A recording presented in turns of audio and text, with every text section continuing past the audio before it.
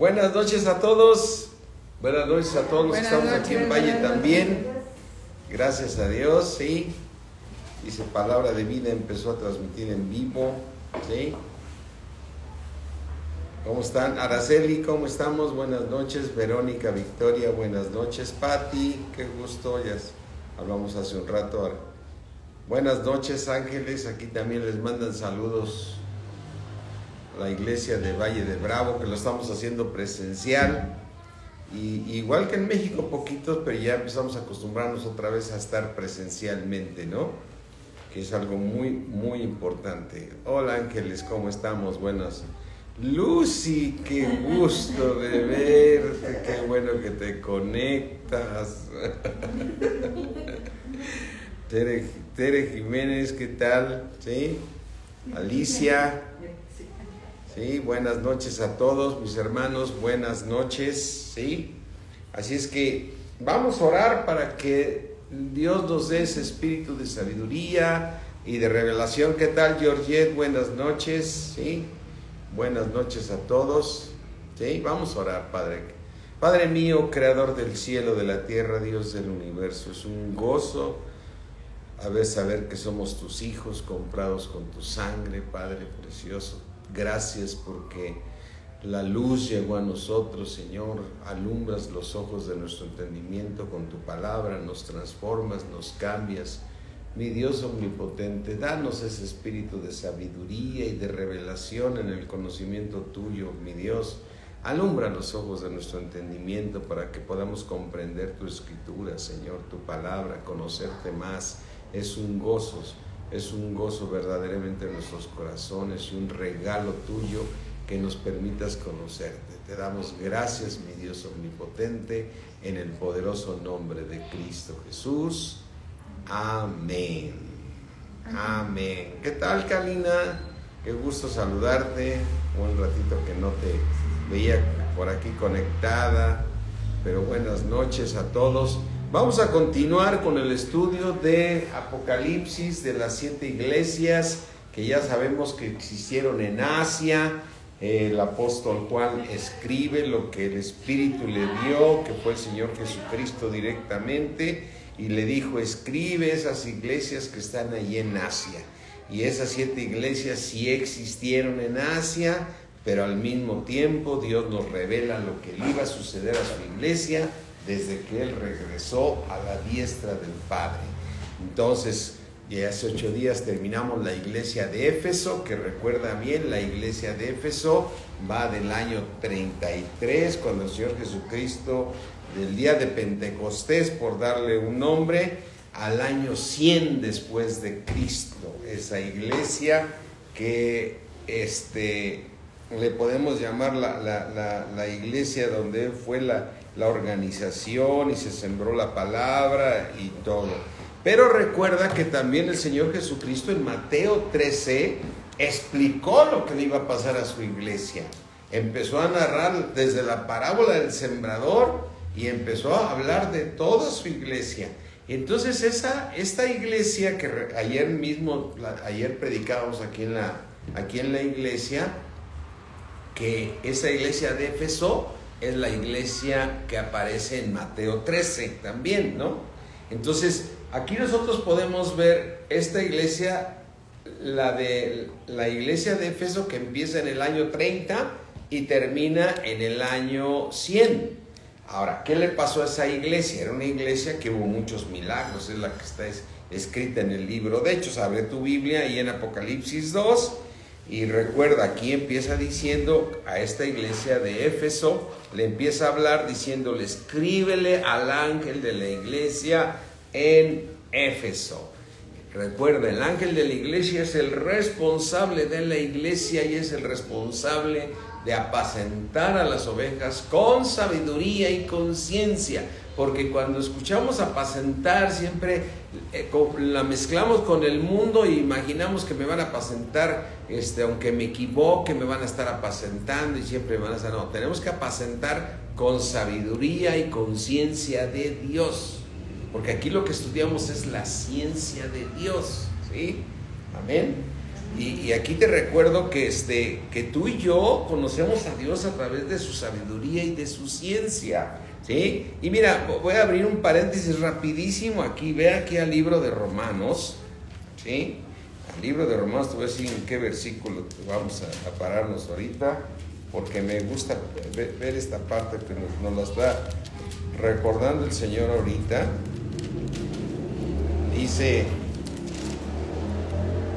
Dice Romanos 10:1: hermanos, ciertamente el anhelo de mi corazón y mi oración a Dios por Israel. O sea, él está pensando, él está hablando aquí a Israel, a las 12 tribus de Israel, su pueblo. Dice: mi oración a Dios por Israel es para salvación, porque les doy testimonio de que tienen celo de Dios.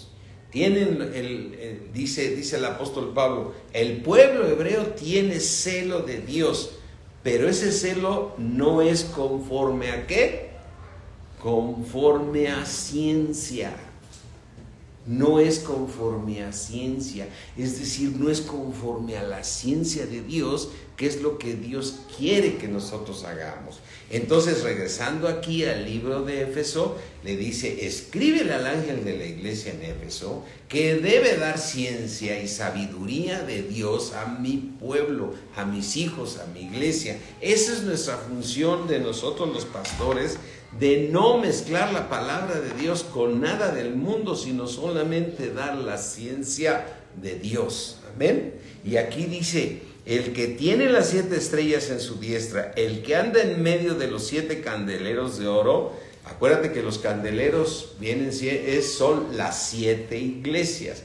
Entonces, él se pasea en medio de las iglesias, el Señor Jesucristo, ¿sí? El que anda en medio de los 7 candeleros de oro. Le dice en el versículo 2: yo conozco tus obras, iglesia de Éfeso, tu arduo trabajo y paciencia, y que no puedes soportar a los malos. Y has probado a los que se dicen ser apóstoles y no lo son, y los has hallado mentirosos. Y le dice: iglesia de Éfeso, yo sé que has sufrido y has tenido paciencia, y fíjate, y has trabajado arduamente por amor de mi nombre, ¿sí? Y no has desmayado. Como decíamos ayer aquí en Valle de Bravo, en la iglesia, ¿tú qué pero le podías poner a esta iglesia? Es celosa, no soporta a los malos, a los que dicen apóstoles y no lo son, no lo soporta. Ha sufrido, ha tenido paciencia y ha trabajado arduamente. ¿Por qué ha trabajado arduamente esta iglesia? Por el amor del Señor Jesucristo. Tú puedes decir: esta iglesia está bien, esa no tiene problema. Pero no, date cuenta que en el versículo 4 dice: pero tengo contra ti que has dejado tu primer amor. Y ayer estudiamos claramente qué es el primer amor. Es el amor por la palabra, porque la palabra nos trae ciencia y nos trae sabiduría de Dios. Eso es lo que Dios quiere, que nos mantengamos firmes ahí. Por eso le dice en el versículo 5: recuerda por tanto de dónde has caído. O sea, es una iglesia, imagínate, es una iglesia que trabaja arduamente por el amor del Señor, no soporta a los malos, a los que se dicen es apóstoles. Dice: pero va muy bien la iglesia. Eso es, y dice el Señor: ya caíste. Recuerda por tanto hasta dónde has caído. Eso significa que para Dios esa iglesia está en el suelo. Está en el suelo. ¿Por qué? Porque dejó de escuchar la palabra de Dios y se puso a evangelizar y se puso a dar testimonios y se puso a hacer mucho trabajo mezclado con las cosas del mundo, y entonces dejó de producir lo que tenía que producir. Es decir, tenía que seguir produciendo el 100% de fruto cada oveja. Recuerda por de dónde has caído. ¿Y qué le dice esa iglesia? Arrepiéntete. A ver, Señor, ¿cómo me voy a arrepentir si estoy evangelizando? ¿Cómo me voy a arrepentir si trabajo arduamente por tu nombre? Porque no, dice, yo no quiero que te arrepientas de eso. Quiero que te arrepientas de que has dejado mi palabra. Mi palabra. Y eso es algo bien importante para todas las iglesias en Cristo. Y yo deseo que todos nos caiga la revelación clara. Nosotros tenemos que seguir dando ciencia de Dios. ¿Sí? Os daré pastores que los apacienten con ciencia. ¿Con qué Dios creó el mundo? ¿Con qué creó el universo? Con su ciencia, con su sabiduría y con su inteligencia. Esas tres cosas son las que se tienen que dar en la iglesia para que podamos dar fruto. Y esta iglesia ya había caído, a pesar de que cualquiera podría decir, imagínate que tú llegas a esa iglesia de Éfeso y ves que trabajan arduamente y están evangelizando y hay nuevas almas y llegan y esto y hacen obras de teatro y hacen congresos y la ves inmensa la iglesia, dice, esta es la buena, ¿no? ¿Y qué dice Dios? ¿No? Arrepiéntete. Mira a dónde has caído. Por eso el Señor en su presencia dice, muchos son los llamados, pocos son los escogidos. Así es que mi hermano aquí, cuando vemos todo esto, dice, recuerda por dónde has caído y arrepiente y haz las primeras obras. ¿Cuáles son las primeras obras? Te metiste a estudiar mi ciencia, te metiste a estudiar mi inteligencia, mi sabiduría, entendiste perfectamente bien que mi palabra es una espada filosa que separa el alma del espíritu y discierne los pensamientos, y con todo eso estoy logrando que tú cambies, ¿sí?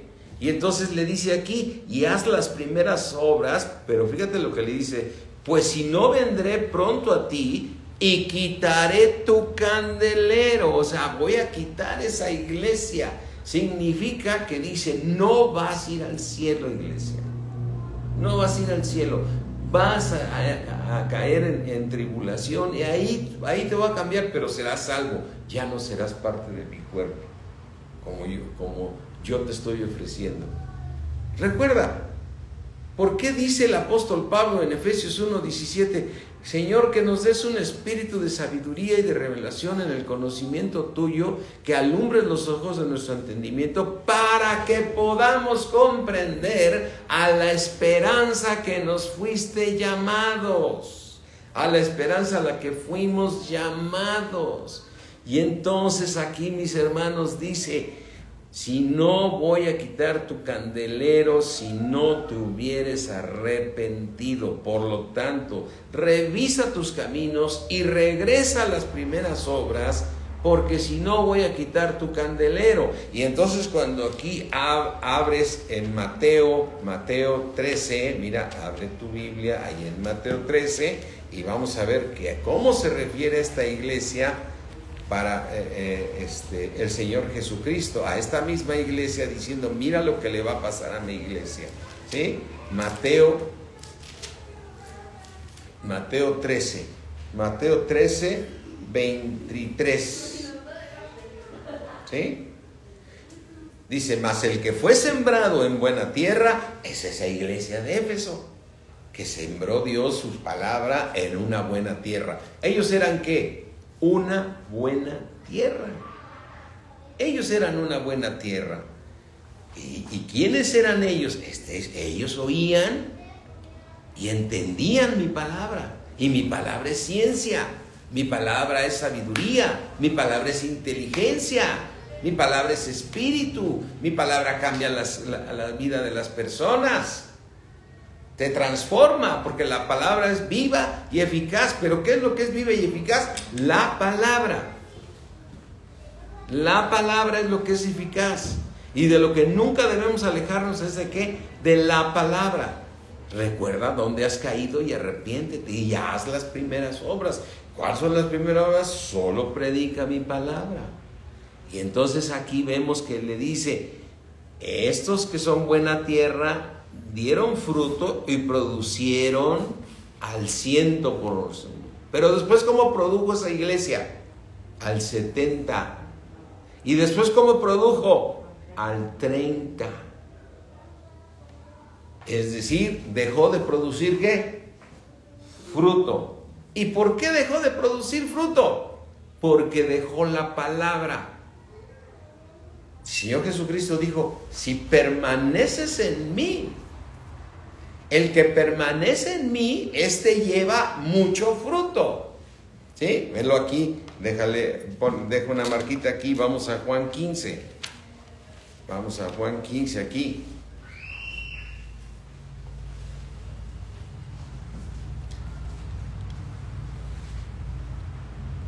Juan 15:5, yo soy la vid, ustedes son los pámpanos. El que permanece en mí, y yo en él, ¿qué le pasa? Este lleva mucho fruto. Este va a llevar mucho fruto. Ahora, ¿qué pasa con estos que fueron buena tierra y empezaron a dar el 100% de fruto y después dieron el 70% y después dieron el 60%? O sea, fueron de más a menos. Y trabajaban arduamente por el amor del Señor Jesucristo. Iban dando ¿qué? Cada vez que menos. ¿Y qué les dijo Dios? Arrepiéntete, porque si no voy a quitar tu candelero. Porque te quiero decir que yo quiero que mi ciencia es para que des el 100% de fruto. Lo que yo te quiero decir es que en el cielo no puedes estar dando el 60% de fruto y el 40% no. Allá no puedes estar dando el 30% de fruto y el 60% no, el 70% no, porque todo es santo allá. O sea, no hay la opción allá de que me recibes allá con mi 30% de fruto. No, arrepiéntete, porque si no voy a quitar el candelero y te voy a mandar a la tribulación para que solamente seas tú salvo. ¿Por qué dirás esas palabras del Señor? Entonces, esa iglesia termina en el año 100, pero quedó produciendo el 30%. ¿Sí? Y entonces el Señor Jesucristo ahí termina y le exhorta, y por eso dice claramente que cambie y regrese a las primeras obras. Después le dice esto a la iglesia, fíjate que es muy importante, el versículo 7, Apocalipsis 2:7, el que tiene oído, oiga lo que el Espíritu le dice a las iglesias. Señor, que el que tiene oído, ¿qué necesito tener? Oído espiritual, porque todo el mundo en la iglesia dice, yo tengo oído. Sí, pero oyes pesadamente, porque ya Satanás se metió ahí y ya te empezó a apartar y te empezó a decir que andas muy ocupado, que no tiene, aunque te digas cristiano, llores por los alimentos y cada vez vas orando menos, te vas enfriando, y entonces tus oídos ya no oyen y ya no entienden. Y el que oye y entiende la palabra, este es el que da fruto y produce fruto. Por eso el Señor dijo, el que tenga oído, oiga lo que dice mi palabra, porque Satanás se mete en las iglesias y empieza a meter rollos de organizaciones del mundo que nada tienen que ver con la palabra de Dios. ¿Entiendes? Nada tienen que ver con la palabra de Dios. El que tiene oídos, oiga lo que el Espíritu dice a las iglesias.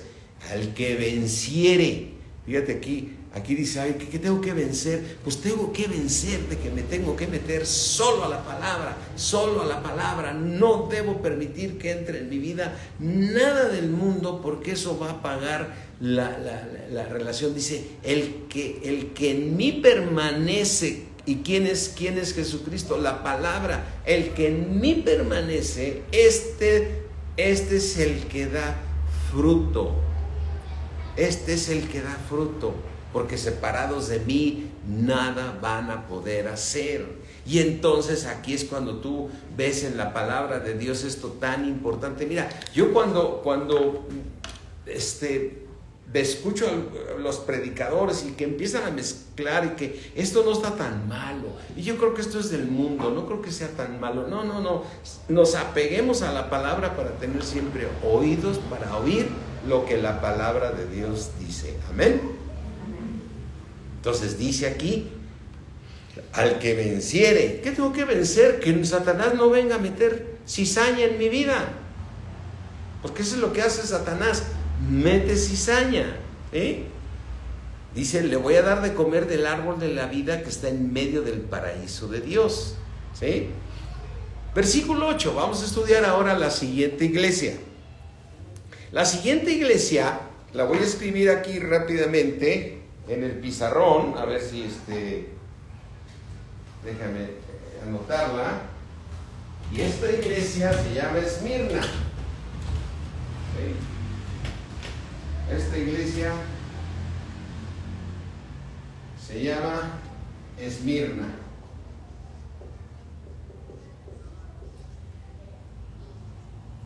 ¿Cómo la reveló el Señor Jesucristo en el libro de Mateo? La reveló como la parábola del trigo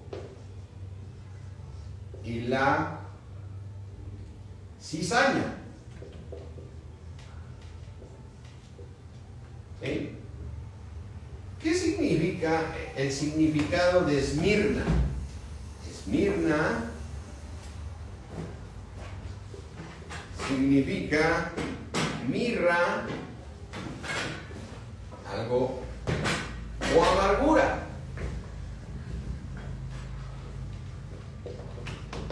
¿Sí? ¿De qué año a qué año va? ¿Sí? Su periodo de esta iglesia, cuando existió, recuerda, existió en Asia. No hay duda de eso, existió en Asia. Pero la manera en que Dios la revela en el periodo es del año 100 después de Cristo al año 330 después de Cristo. ¿Sí? Su característica, una iglesia, su característica, una iglesia perseguida. Amén.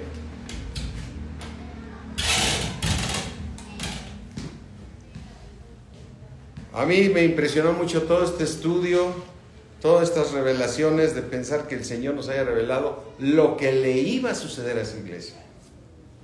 Y la iglesia, y lo que le está sucediendo ahorita.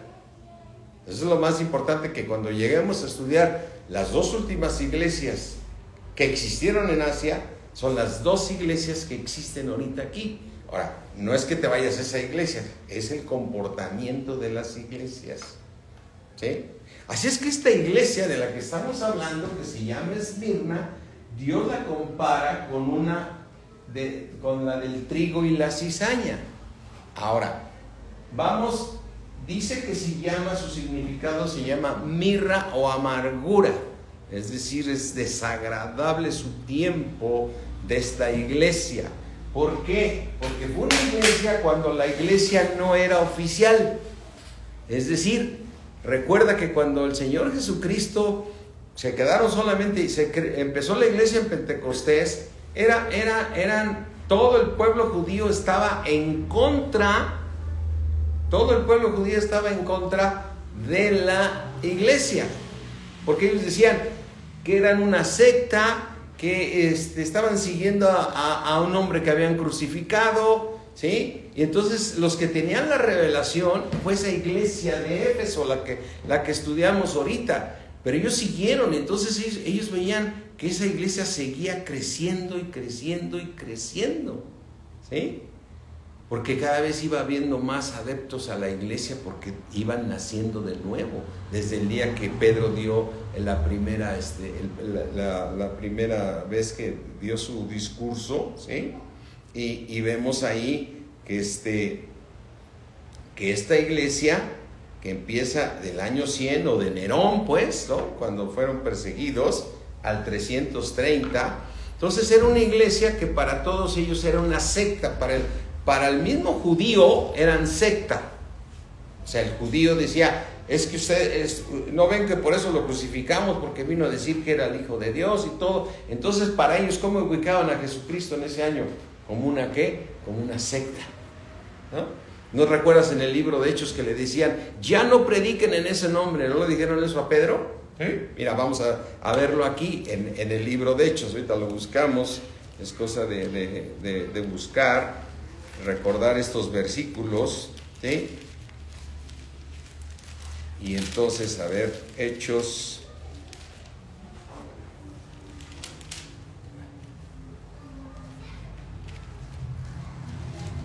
Recuerda este milagro tremendo que hubo en la iglesia, de la iglesia primitiva, cuando Pedro y Juan subían en Hechos 3:1, ¿sí? Subían juntos a la sinagoga, pues, ¿no? Al templo. Y entonces encontraron un hombre cojo de nacimiento a quien ponían cada día a la puerta del templo, Hechos 3:2, ¿sí? Que se llamaba la Hermosa, para que pidiese limosna. Cuando vio a Pedro y a Juan que iban a entrar en el templo, les rogaba que le diesen limosna, como acostumbraba, que pedía que le dieran. Mas Pedro, con Juan fijando en él los ojos, le dijo, míranos. Y entonces versículo 5 dice, entonces él estuvo atento esperando a recibir la limosna, ¿no? Mas ¿qué le dijo Pedro? No tengo plata ni oro, pero lo que tengo te doy.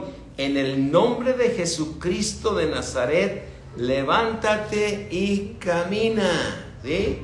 Y entonces, ¿qué sucedió con este hombre? Que Dios lo levanta poderosamente usando a Pedro, ¿sí? Y usando a Juan. Y dice, y tomándole, versículo 7, y tomándole por la mano derecha, ¿qué hizo? Le levantó y al momento se le afirmaron los pies y los tobillos. Y entonces fue un milagro, ¿sí? El cual sucedió en esa secta para los judíos, ¿no? Para ellos era una secta, pero estaban haciendo los mismos milagros que el Señor Jesucristo. Pero para ellos dicen, y estos de la secta están haciendo milagros, ¿no? Y entonces todo el pueblo le vio andar y alabar a Dios, ¿sí? ¿Por qué? Dice en el versículo 8, este hombre que había sido cojo de nacimiento, dice, y saltando se puso en pie y anduvo y entró con ellos en el templo andando y saltando. Imagínate, todo el tiempo estaba este hombre a la puerta del templo, porque pedía limosna, pero ahora que ya era la iglesia de Cristo, recibió su milagro, como todos nosotros recibimos un milagro por haber llegado a Cristo. Amén. A todos nos ordena nuestra vida. Aquí lo que está mostrando que este hombre que estaba cojo de nacimiento recibió su milagro porque Satanás lo tenía atado y ahora ya caminaba. Y entonces él saltando y alabando a Dios. Y dice en el versículo 9, y todo el pueblo le vio andar y alabar a Dios. Y todos reconocían que era el que se sentaba a pedir limosna en la puerta del templo, la Hermosa. Y se llenaban de asombro y espanto por lo que les había sucedido. Lo que te pasa a ti también, mi hermano. Cuando estabas en el mundo, Satanás te oprimía. Llegas a Cristo, empiezas a crecer con ciencia y con sabiduría, y tu vida empieza a ser ordenada, y Dios pone las cosas en su lugar. Y entonces dicen, no era esta persona que le iba mal, no es esta persona que no le funcionaba nada. ¿De dónde ahora esto y esto y esto? Y le está yendo bien, y su vida va bien, y ya se ordenó su familia, y ya se ordenaron sus hijos y todo, porque Dios empieza a ordenar. Y entonces la gente se empieza a enterar de esos milagros, ¿sí? Y estaban todos atónitos, pero para ellos, imagínate, para el pueblo judío que había crucificado al Señor Jesucristo, decía, es que estos son una secta. Pues a ver, ven a ver esta secta. Ese cojo ya camina, ¿no? Es como me decía, no sé a qué persona le decía yo, me decía, es que yo soy de la tradición. Usted me viene a hablar de usted de qué religión. Dice, mira, yo fui de la tradición como tú, pero esa tradición a mí nunca me funcionó. De nada me ayudó esa tradición, por eso estoy aquí, porque aquí sí veo mi vida ordenada por la gracia de Dios y por el poder de Dios. Porque que te quiero decir que en donde yo voy es un candelero donde hay luz de Dios y las cosas se ordenan. Amén. No se oye ni un amén aquí en Valle. Y entonces fíjate lo que querían hacer con ellos, ¿sí? Empieza a hablar Pedro, ¿sí? Y dice una parte donde dice Hechos 4.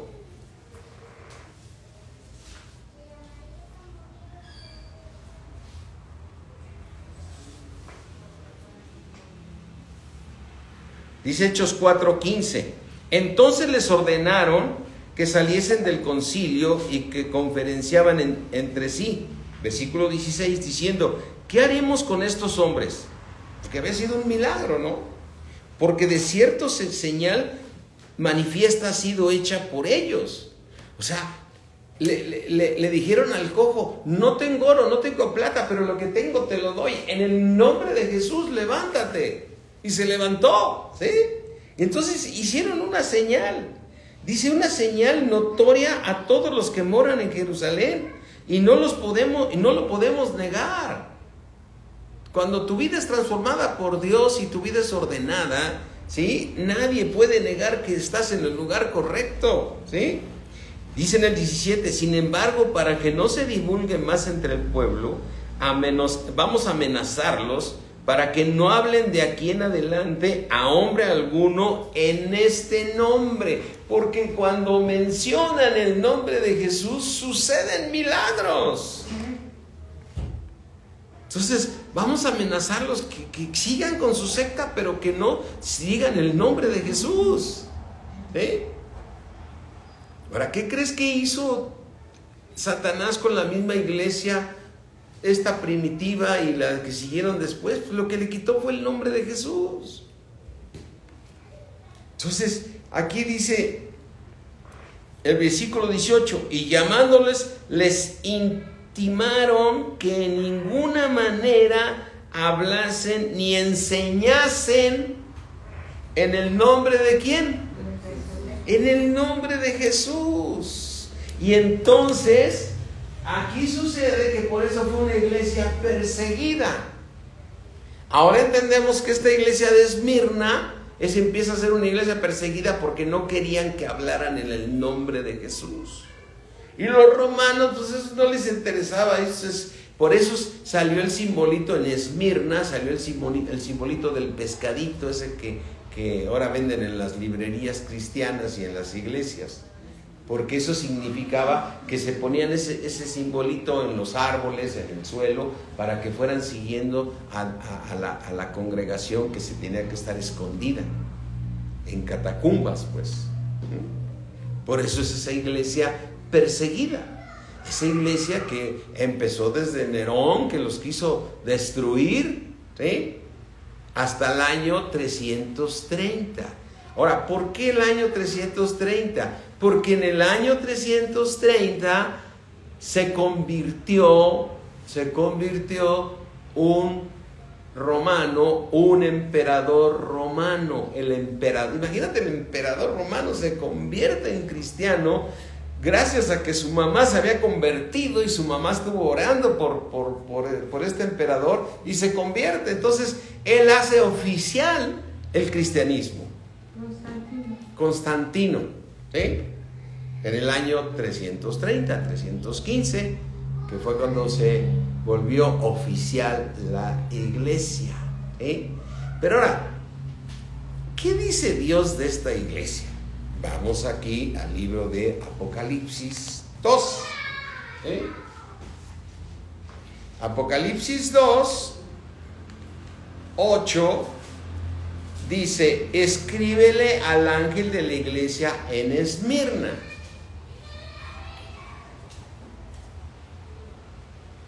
Me impresiona el Señor siempre, porque dices: a ver, ¿por qué nada más a la iglesia de Esmirna?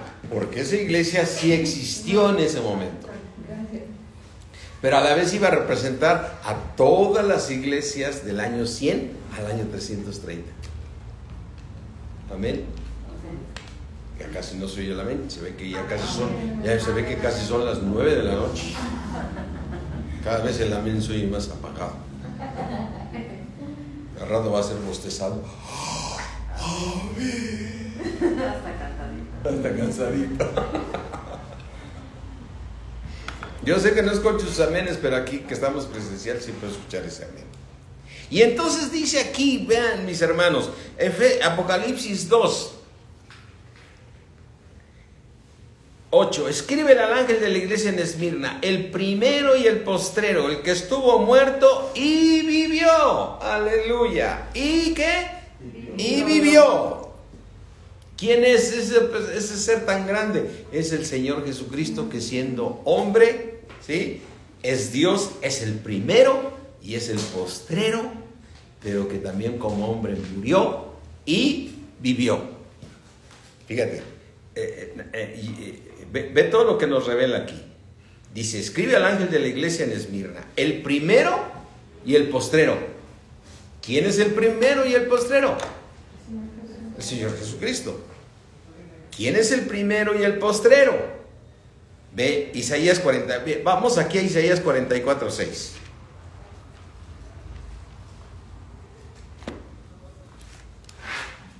Isaías 44.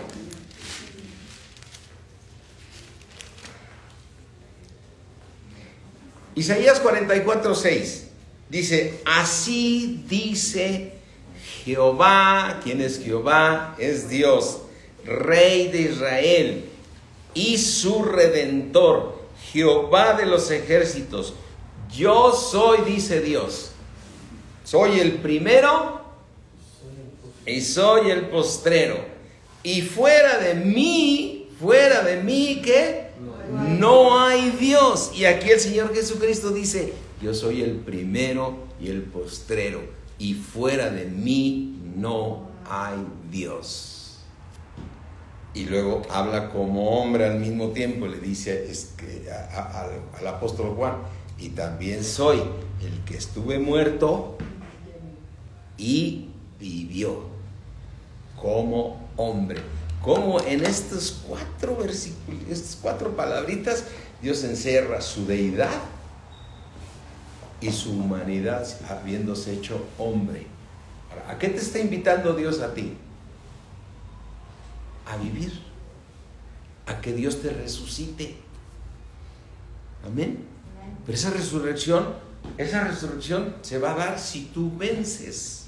Y la manera que tienes que vencer es con la palabra de Dios. Es decir, mi caminar el Señor dijo, mira, el camino es estrecho, angosta es la puerta, ten cuidado, te vas a encontrar. Por eso le estoy escribiendo a las iglesias, por eso le dije a la iglesia de Éfeso, iglesia, date cuenta que estabas produciendo el 100% de fruto, de amor, de gozo, de paz, de benignidad, de bondad, y de repente empezaste a producir el 60%. Y ahora te vengo a decir que estás produciendo el 30%. Voy a quitar tu candelero. Y eso nos dice Dios a nosotros. Porque normalmente empiezas como cristiano a producir el 30, el 60 y el 100. Pero ya llegaste al 100, no bajes del 100. Tienes que seguir comiendo a Cristo.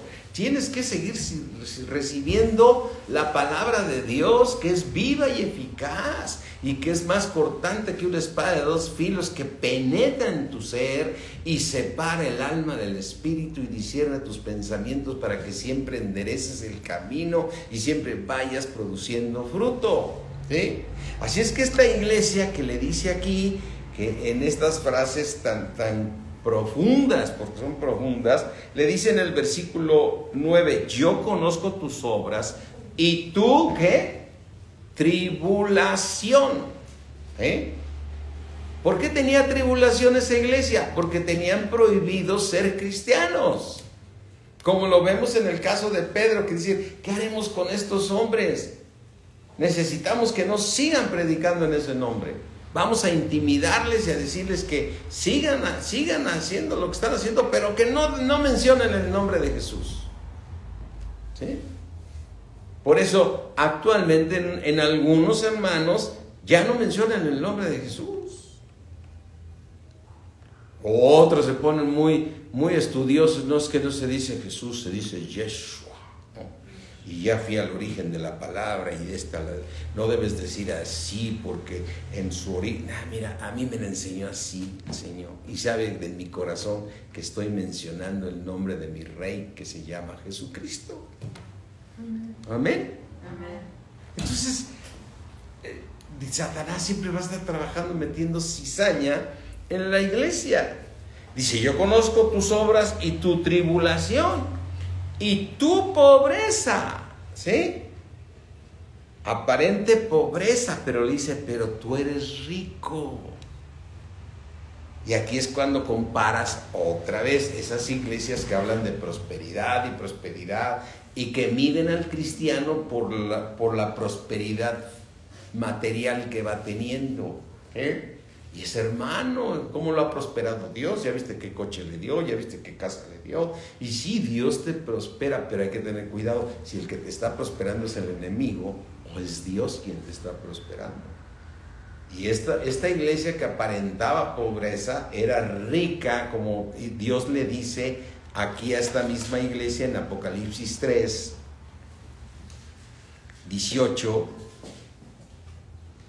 17, porque tú dices: yo soy rico y me he enriquecido y de ninguna cosa tengo necesidad, cuando necesitamos ciencia y sabiduría y necesitamos humildad y necesitamos ser mansos siempre, y de ninguna cosa tengo necesidad. Y dice: y no sabes que tú eres un ¿qué? Fíjate lo que le dice Dios: eres un desventurado, ¿sí?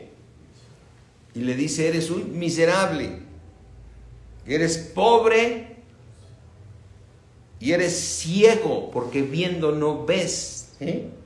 Y estás desnudo. Por tanto, yo te aconsejo que de mí compres oro refinado en fuego para que realmente seas rico. ¿Cómo era esta iglesia? Dice: tú te ves pobre, pero eres rico en las cosas de Dios. Ve Apocalipsis 2. Yo conozco tus obras y tu tribulación y tu pobreza, pero tú eres rico. Y la blasfemia de los que se dicen ser judíos y no lo son, sino son sinagoga ¿de qué? Fíjate, ¿por qué dice? Y de los judíos, y la blasfemia de los que se dicen ser judíos.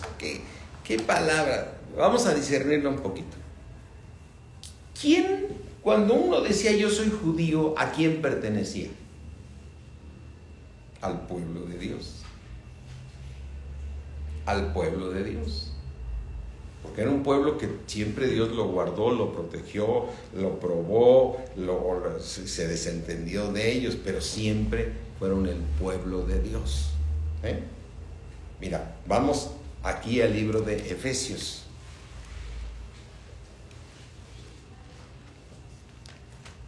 Vamos a entender esta parte que está Efesios 2:13. Nos está hablando a nosotros cuando éramos gentiles.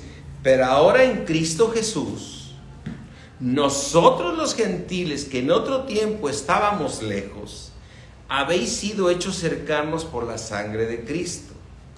Porque nuestro Señor Jesucristo es nuestra paz, que de ambos pueblos, o sea, del pueblo judío y del pueblo gentil, que éramos nosotros, el Señor hizo ¿qué?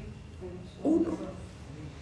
Derribando la pared intermedia de separación, aboliendo en su carne las enemistades, la ley de los mandamientos expresados en ordenanzas, para crear en sí mismos de los dos un solo y nuevo hombre, ¿sí? Haciendo la paz. Entonces, ese pueblo, ¿cómo se llamaba? el pueblo hebreo o los judíos.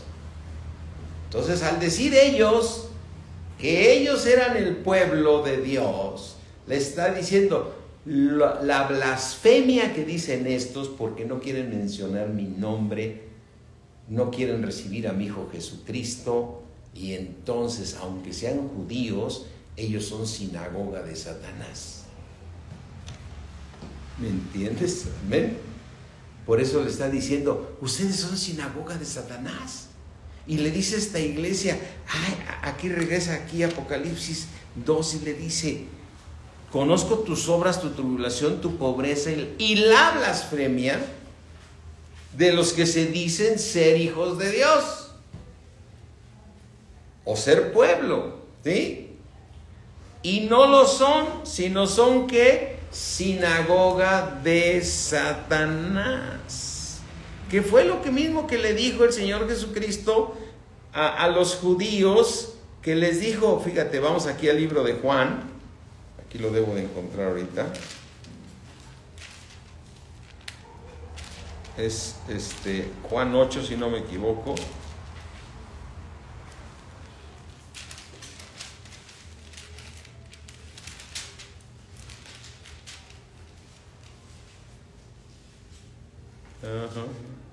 Juan 8, ¿qué le dijo a los judíos en Juan 8:44? Vosotros sois de vuestro padre el diablo. O sea, usted, su papá es el diablo. Y los deseos de vuestro padre queréis hacer. Él ha sido homicida desde el principio y no ha permanecido en mi verdad, porque no hay verdad en él. Cuando habla mentira, de lo suyo habla, porque es mentiroso y padre de mentira. ¿Sí? Y a mí, porque digo la verdad, ¿qué pasó con ellos? No creyeron. Versículo 43. Porque no entendéis que mi lengua. Porque no podéis escuchar mi palabra. Ahora, ¿quiénes somos los que podemos escuchar la lengua de nuestro Señor Jesucristo? ¿Quiénes son los que podemos entender el lenguaje del Señor Jesucristo? ¿Quiénes somos los que podemos escuchar la palabra de Dios? Los que hemos creído en ¿quién? En Jesucristo. A los que nos hizo ¿qué? Hijos de Dios. Mas a todos los que le recibieron, a los que creen en su nombre, ¿creen en quién? En su nombre. ¿Qué es lo que les prohibían hacer a la iglesia? ¿Qué es lo que no quería que Satanás mencionaran? El nombre de Jesús. ¿Y por qué fuiste salvo? Porque creíste en ¿qué? Su nombre. Su nombre, porque no hay otro nombre dado a los hombres en que podamos ser salvos. Y entonces le dice, ustedes no me pueden entender, ni me pueden escuchar. Ahora, ellos son, conforme a lo que está diciendo, se dicen hijos de Dios y están blasfemando. Eso es lo que está diciendo Dios aquí en Apocalipsis, ¿no? Y la blasfemia de los que se dicen hijos de Dios y no lo son, porque no recibieron a mi Hijo. Entonces, aquí está el Señor diciendo claramente, ¿sí? Claramente que para ser hijo de Dios, para tener un espíritu nuevo, para entender la palabra de Dios, para poderla escuchar y poderla entender, se necesita nacer de nuevo. Ahora, ya naciste de nuevo y ves esa iglesia de Éfeso que empezó a producir menos fruto. ¿Por qué empezó a dejar de producir? Porque dejó de escuchar la palabra de Dios. ¿Qué es lo que tenemos que cuidar nosotros en la iglesia? Que solo se predique la palabra de Dios. Que solo se predique la palabra de Dios. A mí cuando de repente veo que alguien, pues trajimos un invitado que es un psicólogo que aplica muy bien la palabra con la psicología, ni lo escucho. Porque lo que tiene que ser es la palabra de Dios, no mezclada con nada del mundo. Amén. El Señor, que es doctor y que es estudiado. ¿Qué? Pedro, que estudió ser un pescador. Es Dios hablándonos. Amén. Entonces, regresando aquí a Apocalipsis. ¿Vamos bien? Sí, pues es un trabajo despertarnos, ¿no? Se imagina, ¿no? Y dice: yo conozco tus obras y tu tribulación y tu pobreza, pero tú eres rico. O sea, tienes riqueza espiritual. Estás recibiendo, iglesia, mi palabra. Estás creciendo, estás cambiando. Pero y también conozco la blasfemia de los que se dicen ser judíos y no lo son, sino son ¿qué? Sinagoga de Satanás. Versículo 10. No temas en nada lo que vas a padecer. Es como si se dice: iglesia, vas a padecer. Pero no temas. Porque aunque vas a sufrir en esta tierra, tú tienes asegurada el cielo. No temas lo que vas a padecer. He aquí, el diablo echará a algunos de ustedes en la cárcel para que sean ¿qué? Probados. Ay, Señor, ¿por qué nos quieres probar? Porque necesito que te asegures tu entrada al cielo. Y tendréis tribulación por 10 días. Recuerda que en la Biblia los tiempos nos ubican un poquito en el periodo, ¿no? Cuando el Señor habla de 7 años, lógicamente esta tribulación duró 10 días. Entonces, cuando Él habla de 7 días o 7 años, pues, nos está hablando, la tribulación y la gran tribulación van a durar 7 años. 3 años y medio la tribulación y 3 años y medio la gran tribulación. La proporción de 10 días, lógicamente, sí será un tiempo mucho más corto que le iba a tocar a esta iglesia. Pero no significan 10 días exactamente. O sea, empieza el lunes y acabamos el miércoles, ya llega el viernes. No es así el tiempo en Apocalipsis, ¿no? Es una relación de tiempo. ¿Sí? Pero no me quiero meter a otro tema de las 69 semanas y de los tiempos. Yo quiero seguir con esto de la iglesia, que si Dios nos lo permite así va a ser. Dice: por 10 días, sé fiel hasta la muerte. O sea, no dejes de seguir escuchando mi palabra para que sigas dando fruto. Y no niegues mi nombre. Te van a pedir que no digas mi nombre. Sé fiel hasta la muerte. ¿Qué le hicieron a Pedro y a Juan cuando sanaron a este hombre cojo de nacimiento? ¿Los metieron a dónde?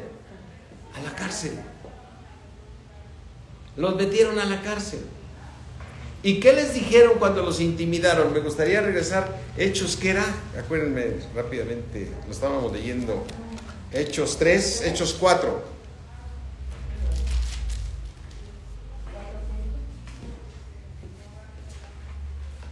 Hechos 4, 18. Y llamándoles les intimidaron que en ninguna manera hablasen ni enseñasen en el nombre de ¿quién? De Jesús. Que no lo usaran. Que no usaran el nombre de Jesús. Mas Pedro y Juan, ¿qué respondieron cuando le dijeron: tú no puedes volver a hablar en el nombre de Jesús? Así les dijeron: te estoy intimidando, te voy a soltar de la cárcel, pero no uses el nombre de Jesús. Y dice en el versículo Hechos 4, 19: mas Pedro y Juan respondieron diciéndoles: juzgad si es justo delante de Dios obedecer a ustedes antes que a Dios. Aleluya. Qué tremenda enseñanza, mis hermanos. ¿A quién vas a obedecer? ¿Al hombre o a Dios? A Dios. Cuando te quieren intimidar y que deja de ir y que primero es obedecer ¿a quién? A Dios. Cuando tienes una discusión con un hijo y el hijo quiere hacer lo contrario y tú te duele en el corazón porque es tu hijo, dices no, pero mi hijo, yo prefiero obedecer a Dios, porque aunque aparentemente tú estés en contra mío, Dios te va a regresar aquí. Amén. Y eso yo lo menciono porque si hay algún talón de Aquiles de los cristianos, son los hijos. Son los hijos. De repente ves hermanos que están bien firmes en la palabra y de repente te dicen en palabras, estoy cambiando mi manera de pensar. Es que mi hijo, mi hija, mi sobrino se va a casar con un inconverso. Yo creo que no está tan mal porque son de buena familia. Cuidado, mis hermanos. Primero es obedecer a Dios que a los hombres. Y el hijo va a decir, no, pues déjame casarme aquí, que porque eres tan radical, que porque te pones en ese plan, eres un religioso radical, y que el otro, ¿no? En la vestimenta de los hijos, ¿no? Por el fruto los conoceréis. Amén. En sus comportamientos. Amén. Entonces, aquí Pedro da esta respuesta junto con Juan. Primero es obedecer a Dios antes que a los hombres. Y eso que era la autoridad, ¿eh? Y Dios dice, obedece a la autoridad. Pero cuando te pone la autoridad en contra de la palabra de Dios, tú vas por la palabra de Dios. Amén. Mis hermanos, nada más, mañana vamos a terminar de estudiar esta iglesia, porque ahora viene, ¿qué dice la parábola de la cizaña, del trigo y la cizaña en Mateo 13? ¿Y qué relación tiene con esta iglesia? Amén. Amén. Gloria a Dios. Amén. Damos gracias a Dios. Así es que dale gracias a Dios que nos haya hablado. Si Dios ha hablado tu vida, porque su palabra dice, acercaos pues a Dios y Él se acercará a vosotros. ¿Qué les parece si nos ponemos de pie? No sé si te pusiste de pie o no allá en tu casa, pero yo voy a orar por ti, dale gloria a Dios y dale las gracias. Y es una manera de darle gracias al Señor.